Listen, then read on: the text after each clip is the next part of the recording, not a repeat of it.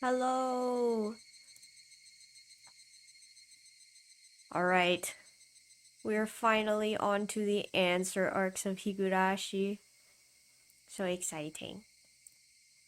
Let me just...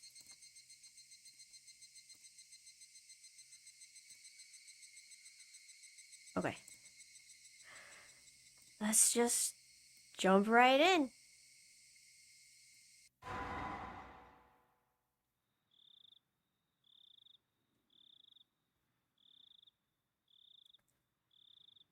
Ooh. Meakashi, the beloved cutthroat. The eye-opening chapter. Welcome to the world of Higurashi When They Cry, Kai. We've finally reached the halfway point. From the viewpoint of the protagonist, try to find the truth behind the tragedy that unfolds. The difficulty is very high. It won't be easy to comprehend the motive of the perpetrator. Ooh, okay. I see. I'll do my best. Okay. So, I believe the protagonist in this one is actually going to be Shion. So that'll be different. Children crying or laughing. This arc includes choices that were added in the console version. These choices result in dialogue changes that can lead to bad ends. Yes, I want them. Prompt additional choices. Yes.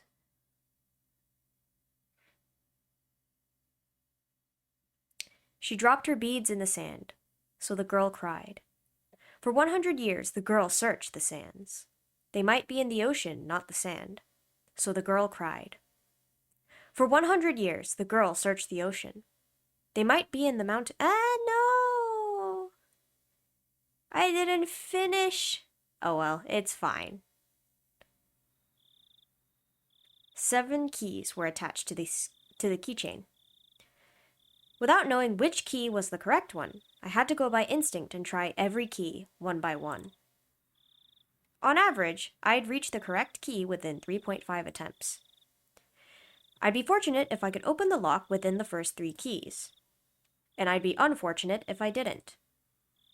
I had to think of the worst case scenario, getting the right key only on the very last attempt. I fought with my nervousness. My head ached from it. I put the key in and turned it. I just needed to repeat that small procedure several more times, but I couldn't stop shaking. Dang. Even a 3-year-old kid can do something this easy. So, am I more childish than a 3-year-old? Whatever. I don't care if I'm clumsy. I just need to try all these keys. Even in the worst case scenario, the lock will open on the 7th try. No way. Reality isn't always the same as math. What happened was worse than my worst case scenario. None of the keys worked at all. I could feel the blood draining from my brain. Did I get the wrong set of keys? No, I definitely see a faint marking that says this set is for this door. Am I just reading it wrong? Should I go back to the key cabinet to look for the right one? That would mean a great loss of time. Just by being here, I'm already risking so much. Something that could ruin everything might happen any moment. If I can't open this lock, do I have to go back to the administration office? If there were no other choice, it'd be a waste of time to spend another second in here. The administration office wouldn't necessarily be empty at this time. Somebody might come in. I won't be able to look for the right key if that happens. I stood up quickly, as if electrified. I was almost in a panic, and so felt the urge to move. My instinct pushed me. I have to go back there as quickly as possible. It's dangerous to be here, and it's also dangerous if somebody comes into the administration office. I cooled my head, making it as chilly as possible, to repress my fear. Calm down, Shion. Mion wouldn't panic in this situation. Maybe I'm just mistaken. Why don't I try the keys one more time? The next moment, I felt a faint vibration in the air. Somebody was walking somewhere in the hallway. If it were a normal situation, I would have known I wouldn't run into them, since the footsteps were very far away. But at the time, I couldn't think calmly. Ugh, crap. Why am I panicking this much just because of footsteps? Calm down. Calm down. I should be feeling excited instead. Calm down. Calm down. I just need to do what I have to do. I should ignore the footsteps, because they're not an immediate threat. Pretend they aren't there.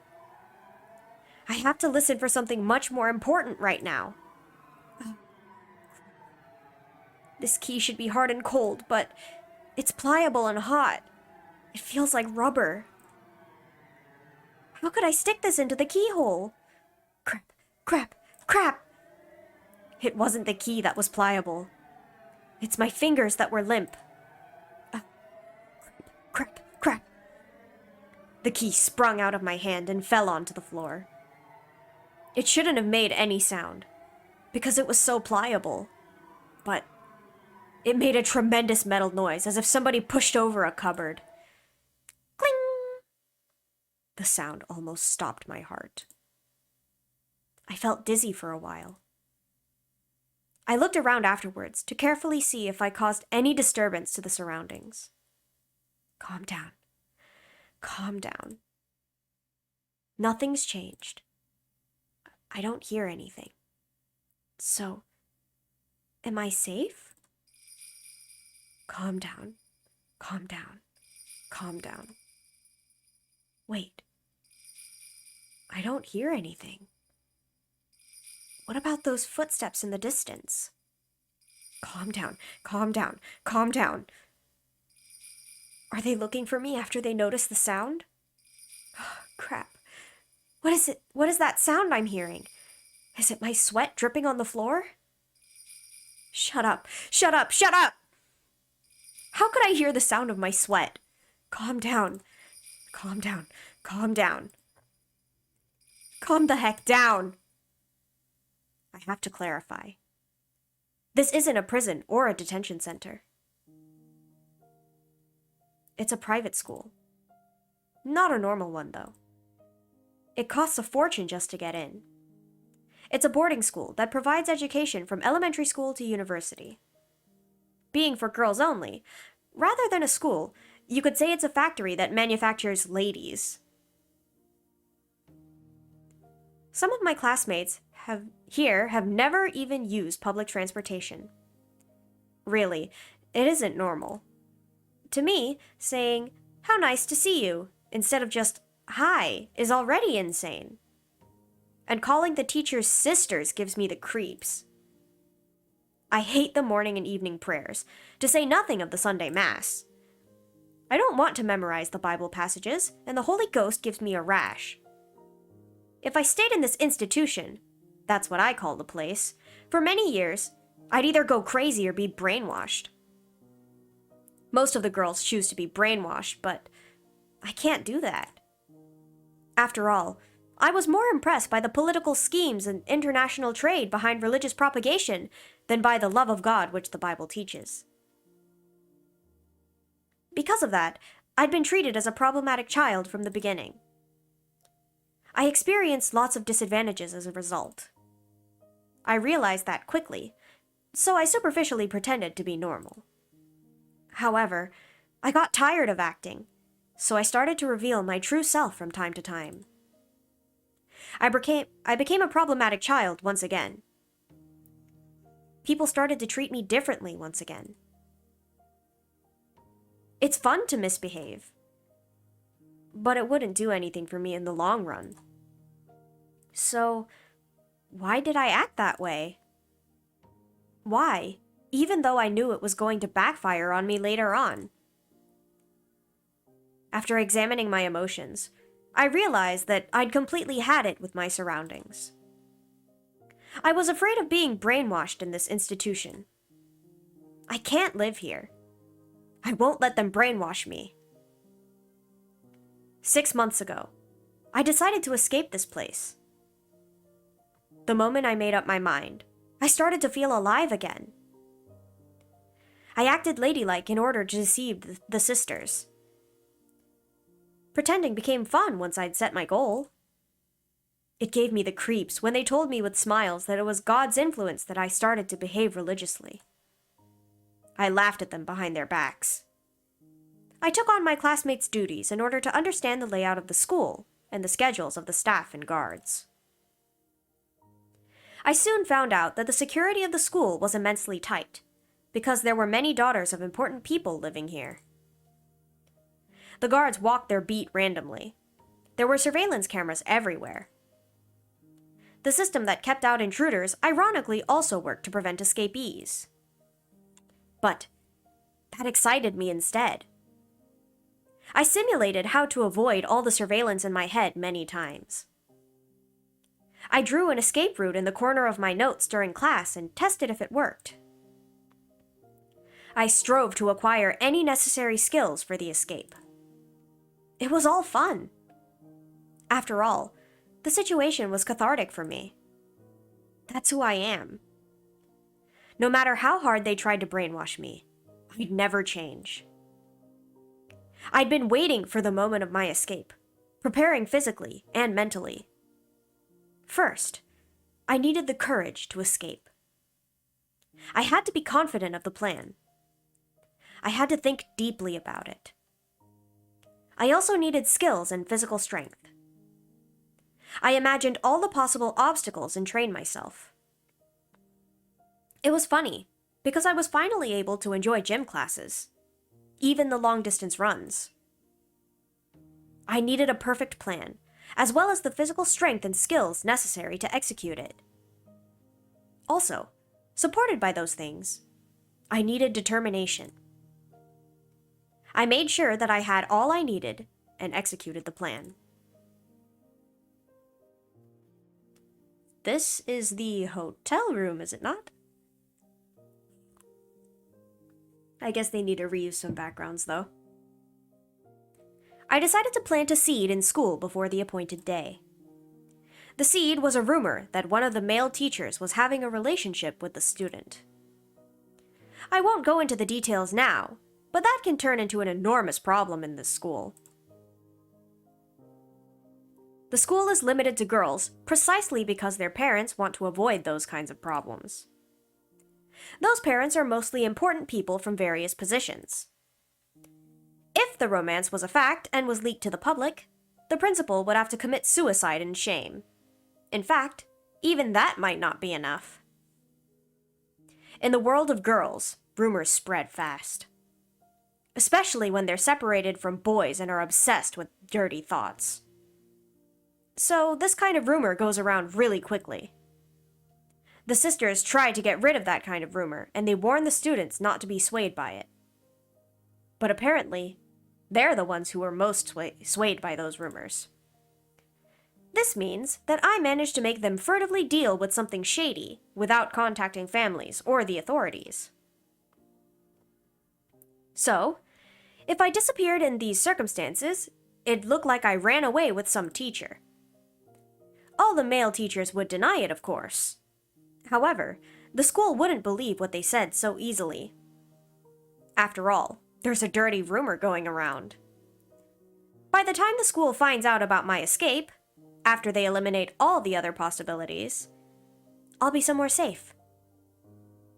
I tried hard to spread the rumor that I was involved in the forbidden romance as widely as possible. The sisters questioned me a few times, but since the romance was something I'd made up, they couldn't find anything. No matter how hard they tried, they couldn't find any evidence. After 3 months, I was certain that I had created a solid foundation. I swapped after-dinner duties with my classmate so that I could adjust my schedule on this day. I was even able to fill them with suspicion about me by doing that. Now they'll definitely suspect that I ran away with some male teacher. Tonight was the night. I began my chores after dinner. After lights out, somebody will find out about my disappearance. My generous roommate would probably wait about 10 minutes before she reported me to a sister, but no longer than that. I had about an hour tops. But that's enough for me. I took a step off my regular route. That was the first step toward my great escape. I calmed down and thought. The key shouldn't be wrong. This lock is old and firm. Isn't it possible that I put the right one in, but the lock was just stiff, and I only thought I got the wrong one? I realized that my nervousness was making me clumsy. The gloves that I'm wearing to avoid leaving fingerprints must be getting in the way too. I should try the keys one more time. I picked the most probable one and gently inserted it into the keyhole. It's stiff. If I twist it too strongly, I might break the key. The moment I thought of giving up, I felt something in my fingertips. The key worked. I slowly opened the door. I could hear the crickets. I don't have to hesitate now. But somehow, I'm reluctant to step outside. I can still make excuses up to this point. It might look awkward, but I still can. But if I take a step outside now, there could be no excuse. If the guards find me, they'll take me to the office immediately. There have been escape attempts before. That's not really so strange. I don't think I'm the only heathen here. It's understandable that there have been people before who couldn't fit in this place. So the school is well aware of the possibility of escapees. I've heard rumors about what happened to those who were caught while attempting to escape. I don't want to believe any of these stories, though. You see, all the school's horror stories involved students who attempted escapes. Whatever. Bring it on. I'm not expecting to get a second chance anyway. There'll always be only one chance. Things get serious beyond this door. I psyched myself up and pushed the door open. A strong smell was hanging in the air. Is that normal for the outside? I never smelled this strong grassy smell before. Is there something going on? Do I have to be wary of it? Should I go back and wait for another chance? That's silly. There's nothing strange going on. This smell is something I smell every day. I just wasn't aware of it. It's true, isn't it? Even though I pretend to be cool, I'm nothing but a nervous wreck. Calm down. Calm down, Shion. I can rely only on the map inside my head from this point onward. I'd researched the locations of all the surveillance cameras. I'm confident that I'll be able to avoid all of them. But I'm not sure about the guards. They pick their patrol routes randomly, after all. I have to take a chance. I can hide myself in most places. But there's an area where there's nowhere to hide for several meters. I concentrated to keep my senses keen. Well, I have to depend on my luck in the end. Even if I do my best, the guard might find me by mere chance. On the contrary, I might be able to get away no matter how unwisely I choose to move, if I'm lucky. Dang, after all that effort, it just boils down to luck? This is a gamble after all. When I realized that, I got excited. Yes, this is a gamble. I'm trying my luck. This is a game to test the determination to change my life. If somebody failed to escape from this school, that meant they didn't have enough luck to survive in the real world. But I'm different. I'm going to get out of here. I'm testing my luck. Here goes, Shion! I ignored the noisy bugs and concentrated only on suspicious sounds. I heard no threats. The loudest sound wasn't the bugs. It was my own heartbeat. Crunch. Even my own footsteps were so loud they could break my eardrums. With each and every step, my overactive imagination tormented me with premonitions of unexpected run-ins with the guards. Countless times, that torture grew too hard to bear, and I thought of running. But if I broke into a run, the noise I would make would only draw suspicion. If anyone heard running at a time and place where people shouldn't be, they would realize something abnormal was happening. But if the footsteps they heard were just walking, then they'd likely think nothing of it.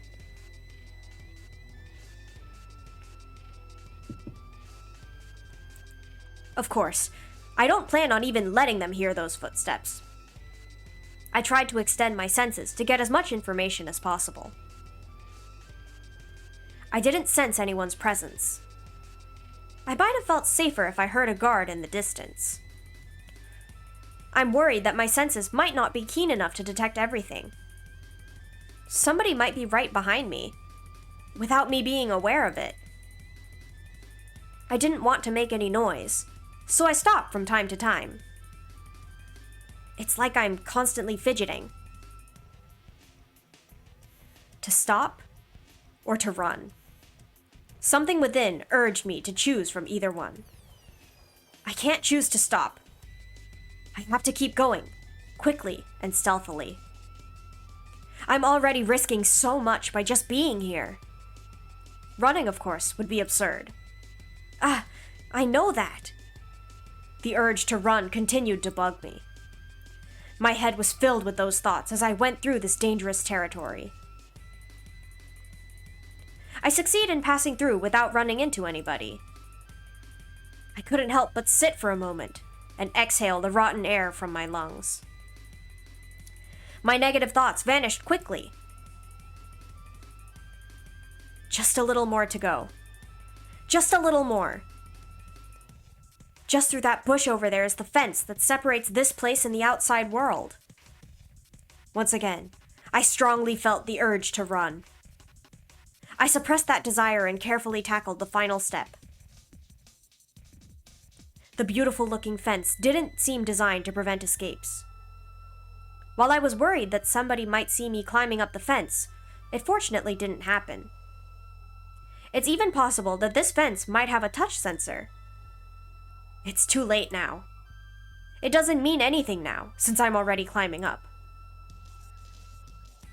From the top, the fence seemed about 7 feet high. I have to go down carefully, just like when I climbed up. I knew that logically, but I just couldn't think that way anymore. I chose to jump off with no hesitation. Of course, I regretted my decision during the fall. I got scared because the flight was longer than I expected. I didn't land beautifully. I fell onto my butt. But there was nobody around to laugh, and I didn't have time to feel embarrassed. I looked around to see if anybody heard my landing. Even the crickets weren't interested in the sound I made. I felt relieved. I looked at my watch.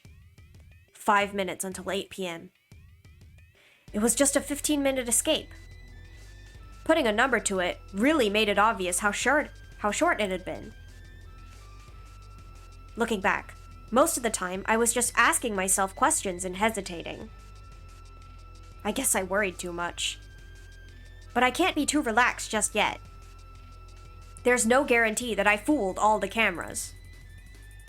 This place isn't a bank. There won't be a fire alarm going off even if the guards did see me. It's possible they're rushing this way right now. I can't enjoy the air of freedom yet. I hid myself in the darkness and waited. There's still time left until the rendezvous. Rendezvous? Who are you meeting?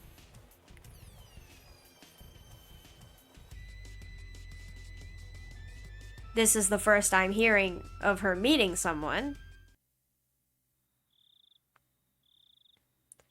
I watched the school premises while waiting, but it looked like nothing strange was going on. The building was lit up, and the beautiful Western-style architecture made it hard to believe that it was a school. It should be armed with electrifying wires, searchlights, and guard dogs, like the prison it is. I thought I'd experience a surge of school memories in a situation like this. But it didn't happen. That sort of thing only happens when you have good memories. I have no good memories of this school, so there's nothing to remember. But if I could pick a series of images to recall, it'd be the luxurious dinners we had every night. So, my memories would be nothing but international cuisine: Japanese, Chinese, French, and so on. What the hell? That's just too funny. I burst into laughter. At that point, I heard a car approaching. I crouched in the darkness. The plate number is the same as I was expecting. That's the car.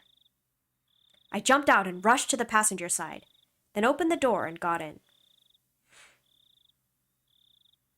Nice to see you, Shion-san. The driver was a man of early old age. He'd be angry if he heard me say that, though. He thinks he's still middle-aged. He looked at my face and learned that I had succeeded. He smiled. The air feels so fresh. I want to eat a burger for a start. I heard they serve excellent food in the school, but I suppose you were served nothing but gruel, huh? No way, idiot. I was just kidding. Step on the gas if you have time to laugh at me. As you wish. Kasai really did laugh out loud. After telling me to buckle up, he accelerated. The cathedral-like school disappeared from the mirror in an instant. It disappeared so quick that I didn't have time for a surge of dinner memories. Goodbye, my lovely school days. Ha ha! I'm going to fill my stomach with junk food from now on. I'll forever be free from the table manners you taught me. Aha! Serves you right. As we drove, the scenery began to change. Soon, we were surrounded by vast fields of crops and few streetlights. It reminded me that this was just the countryside of Japan, not Europe. Are you hungry? Would you like me to stop somewhere to eat? That's okay. I already ate. I lied. I'm actually a bit hungry. I didn't eat much at dinner to avoid slowing myself down with a full stomach. I appreciated Kasai's offer, but I didn't feel like taking the time to eat while we were still in enemy territory. It's late, so you'll only find vending machines at the highway rest stops. Oh, I've heard there are hamburger and oden vending machines nowadays. Huh? What the hell? Will that dispense a cup and the ingredients? Like a coffee vending machine? That's gross. I don't think it's like that. It usually comes in a can. Sorry. I can't stand canned foods. Still, I thought you might have grown out of it. I haven't because I can't. Shut up. Why are you laughing? Kasai chuckled. He must have been trying to help me relax. He isn't usually so talkative. I'm exhausted. I'm going to get some sleep. How do I recline this? Look for the lever on the lower left part of the seat. Can you find it? Oh, here it is. Here I go. Kasai laughed again. Did I do something funny? No. It's just that the way you talk sounded like Mion-san. Well, obviously. Mion and I are identical twins. We're perfect copies of each other. When I react to something, so will Mion. When Mion reacts to something in a certain situation, I'll react the same way. How's Sis? I believe she's fine. I only see her when I bring your father to the family councils. That's right. She doesn't live in our parents' home anymore. She's living with the hag in Hinamizawa now, isn't she? She moved into the main house around the same time you started going to that school. I responded with disinterest, even though I was the one to ask about her in the first place. The main house is where Oryo, the current leader of the Sonozaki family, lives. That's my grandma, who I call a hag. But when we use the phrase, the main house, that usually means more than just a dwelling. What Kasai refers to is the same thing. Did she change? You mean Mion-san? Yeah. I think she has to have changed if she's living so closely with Grandma. Kasai chuckled yet again. He knows I hate my grandma. I haven't noticed any changes. She's still the Mion-san you know. What about me? Did I change? No, not at all. Kasai responded quickly with a smirk. I haven't seen him for a while, though. It's not fun if he answers this quickly. I glared at him, and then he burst out laughing. You haven't changed at all. That's admirable, since you've been in such a strict school for so long. Dang it. Laugh as much as you want. I'm going to sleep. There's a blanket in the back. Please make use of it. Thanks. I grabbed the blanket and rolled up in it. I'm exhausted, but I can't go to sleep. It's strange. Or maybe not. I must be tired from the escape. It's just that I'm still feeling tense. So, I have to declare it once again, if only to calm myself. I'm sleeping. I totally am. All right, it's the third time you said that. Do I have to give you permission to sleep? You're talking too much. I can't go to sleep if you don't quiet down. I apologize, Princess. I'll keep quiet now.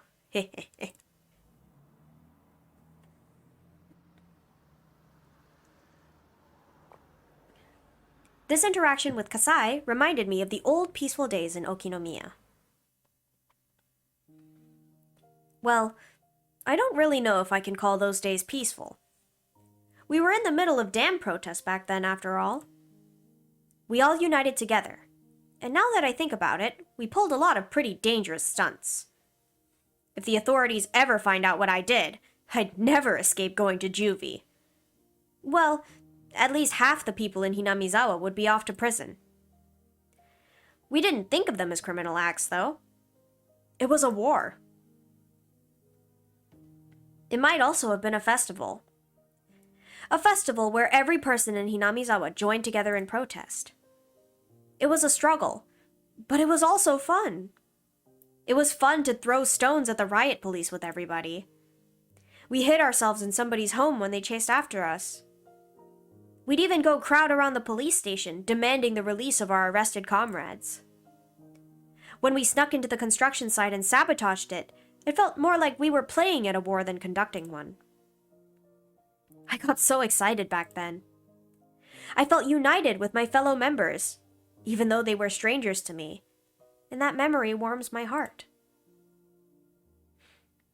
Yes, the way it felt back then was like helping everyone to carry a sacred palanquin through the village, getting all sweaty and exhausted together. Until we all collapsed face first on the ground and shared our excitement and cheers with unfamiliar faces over tea. I was just a kid back then. I remember accompanying young men who worked for my dad out to the village to do various bad things. I was arrested a few times. It didn't feel any different, though, than when I was called to the teacher's office for forgetting my homework. The other villagers were furious about the dam project, but for those of us who were kids at the time, it's a pretty fun memory. Interesting. Her story sounds like very similar to Mion's. So I wondered if they're like arrested together, but Mion seemed a lot more like passionate about the dam project. More serious. All of that came to a sudden end a few years ago. It wasn't only the power of the protest that ended the dam construction project. The Sonozaki family and my dad's organization had worked secretly in the shadows. This is top secret information in the Sonozaki family, but it's said they may or may not have kidnapped the Minister of Construction's grandson in order to blackmail him. The grandson was found a few days after the abduction. He was found in the mountains of Yagouchi. He didn't simply disappear, and he wasn't demoned away. That means some kind of deal was made secretly. A year after that, the dam construction plan was halted indefinitely. The police suspected the villagers' involvement and investigated, but they couldn't find any leads. The villagers never betrayed each other. They'd do anything to protect their fellow man. They fabricated fake alibis and fake evidence. It was easy to deceive the police. Gah! The car suddenly shook, snapping me out of it. It must have run over a bump or something. I suddenly realized my expression was a very happy one for some reason. Ah, I must be looking forward to going home. Shion-san, are you awake? What is it? Would you like me to take you to the house in Okinomiya? Where else would you be taking me? I answered straightforwardly with a frown. Kasai, then, also chose to reply straightforwardly. It was the family head who decided on your enrollment in St. Lucia, and you ran away from there. You do understand the situation you're in? The school Grandma chose didn't fit me, that's all. Shion-san. I know. Shut up. As the head of the Sonozaki family, the hag's decisions are absolute. They're nothing like, say, the 3-second rule. Worse, the decision to confine me to an academy far away from the Sonozaki family was made before I was even born.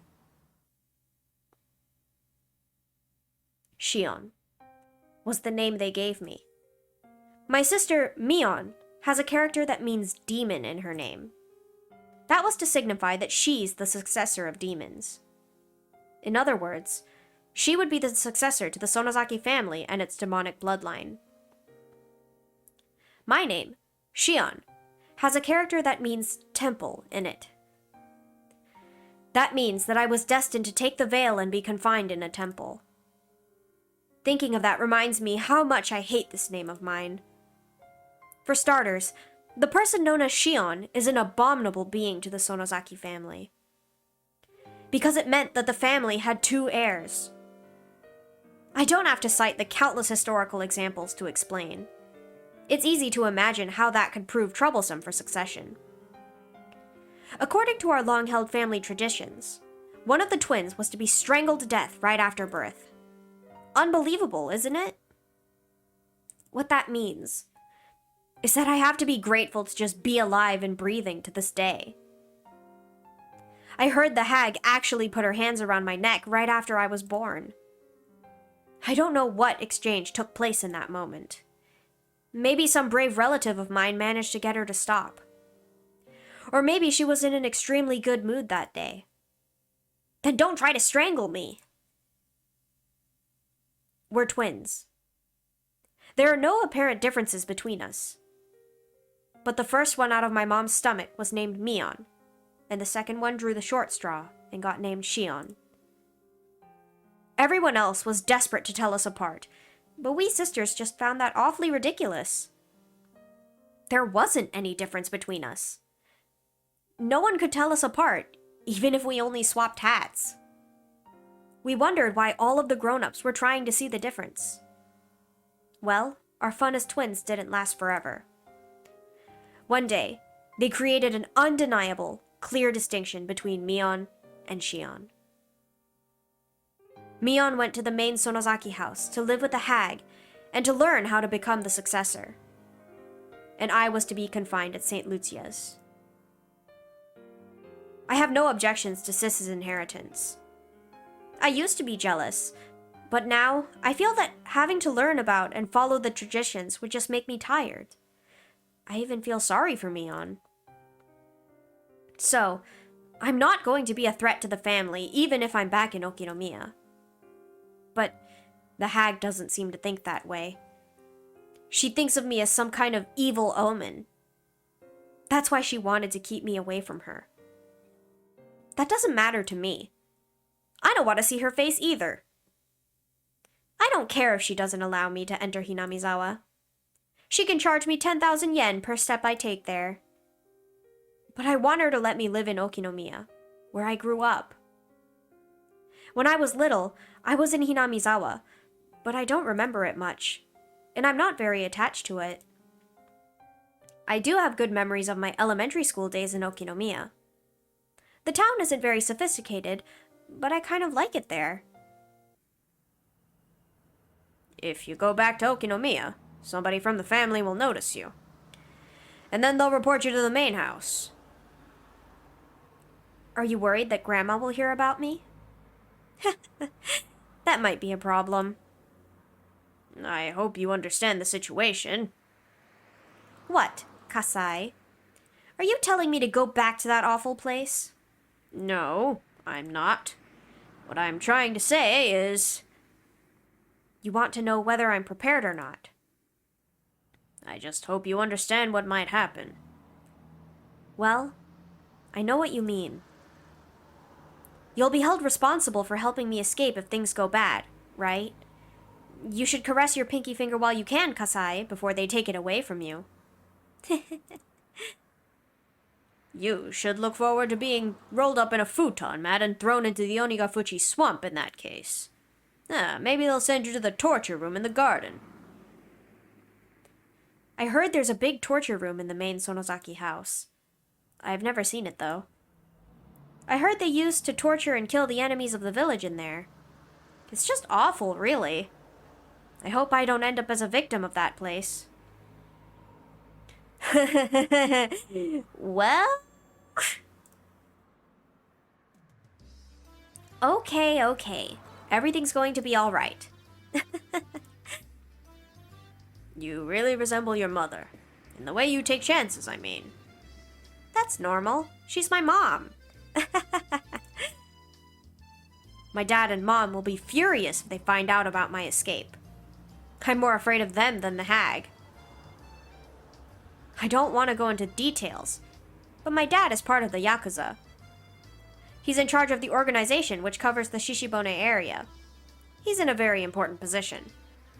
So is Kasai here. He's an old friend of Dad who really trusts him. I don't know if this is true, but I heard Kasai used to be very aggressive, though he's gentle now. I also heard he has tons of scars.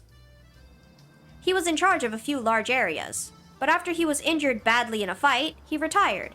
Now he's my dad's consultant, aka a drinking buddy. He was my caretaker in my childhood, and now I feel like he's my butler. At first, I thought my dad asked him to supervise me, so I hated him. But in time, I started to feel like he was on my side. This is just a hunch, but I think Kasai used to be in love with my mom. My dad, mom, and Kasai were in a love triangle, although my dad took the lead in the end. Kasai couldn't leave my mom entirely, so he stayed around as my dad's friend.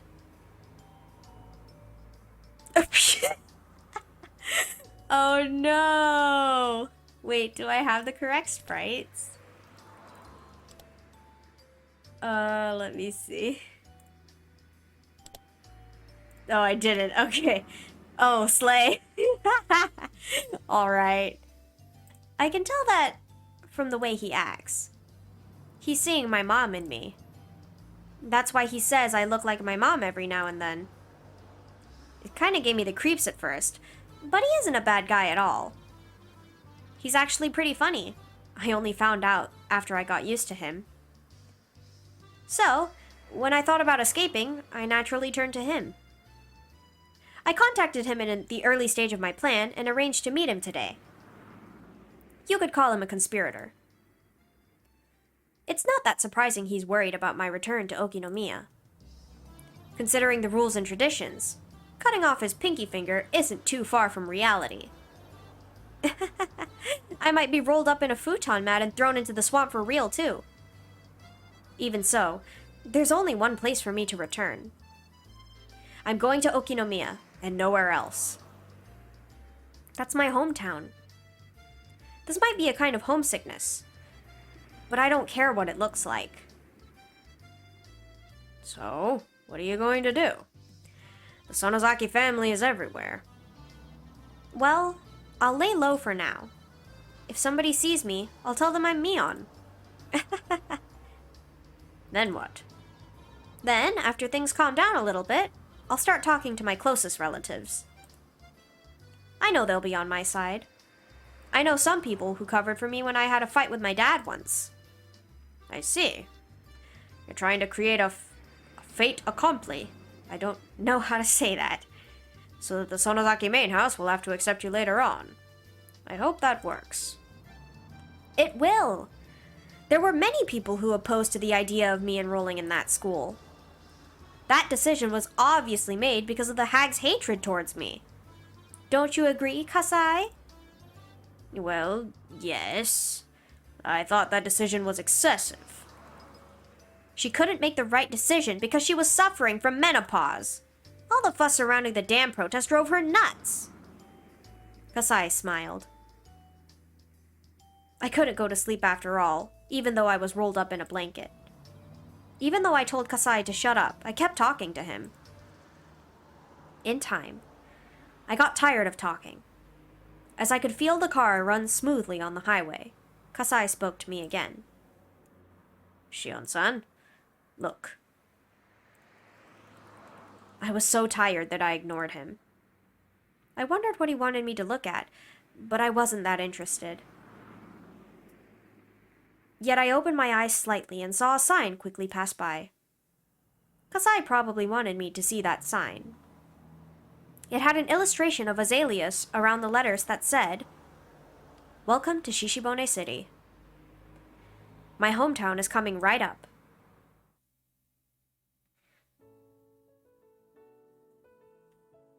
Chapter 5, Meakashi.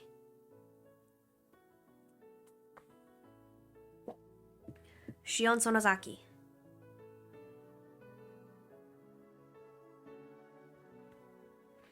Keiichi Maebara, Rena Ryugu, Mion Sonozaki, Satoko Hojo, Rika Furude.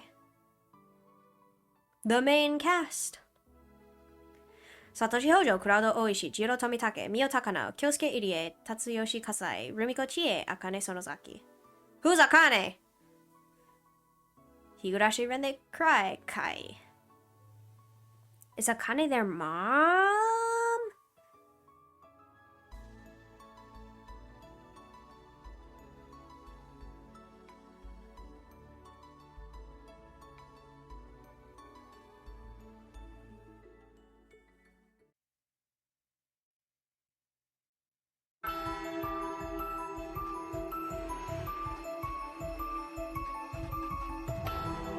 Oh, let's go.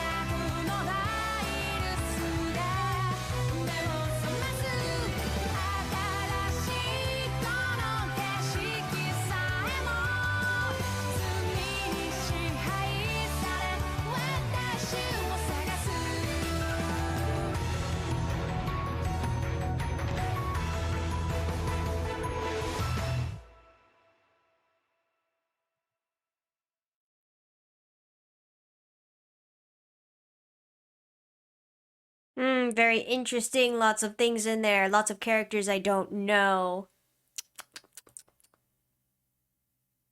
Alright. The notebook's beginning. Oh, the sound is different. June 1982. Satoshi Hojo disappeared several days after the Watanagashi festival. There were 3 possible reasons for his disappearance. One possibility is that it was an accident. Dead bodies sometimes end up in irrigation channels a few months after hit-and-run incidents. But since the police did a thorough search of the area and hadn't found his body, this possibility seems small. The second possibility is a self-motivated disappearance. Satoshi-kun has been living in dire circumstances. His close friends actually heard him imply he might run away. The police thought he skipped town after killing his aunt. That seemed plausible considering that aspect. But the police arrested another person for the murder, so this hypothesis must also be considered false. The last possibility is that he was involved in the series of mysterious deaths in Hinamizawa. It's also called the curse of Oyashiro-sama. He fell victim to it and disappeared. Unless Oyashiro-sama's occult power is actually verified, this curse must be the act of humans. It's only natural to assume that Satoshi-kun was made to disappear by someone's will. So the question is, whose? The possibilities are quite limited. The culprit is either a member of the Sonozaki family, a member of the 3 families, or one of their many relatives. The police can assume that easily. I need to think beyond that. Who did it? How did it happen? And why did it have to be done? Why did Satoshi-kun fall victim? What was the motive? Who gave out that order? Who actually did it? The mastermind, the culprit, and the truth. All are in reach of my grasp. Maybe I'll find them right behind my back. But even so, I can't reach everywhere. There are parts of my back I have to make an effort to reach, clenching my teeth and cracking my joints so that the tips of my fingers can barely touch them. The truth is hidden in places like those. I'm writing this because I need to organize my thoughts and memories. Nobody will read it other than myself. But if somebody does, that means that either I threw these notes away because I no longer needed them, or I fell victim to the curse of Oyashiro-sama in the middle of my attempt to solve the mystery. If it was the former, that's okay. But if it was the latter, please, I want you to help me. Please help this powerless young girl.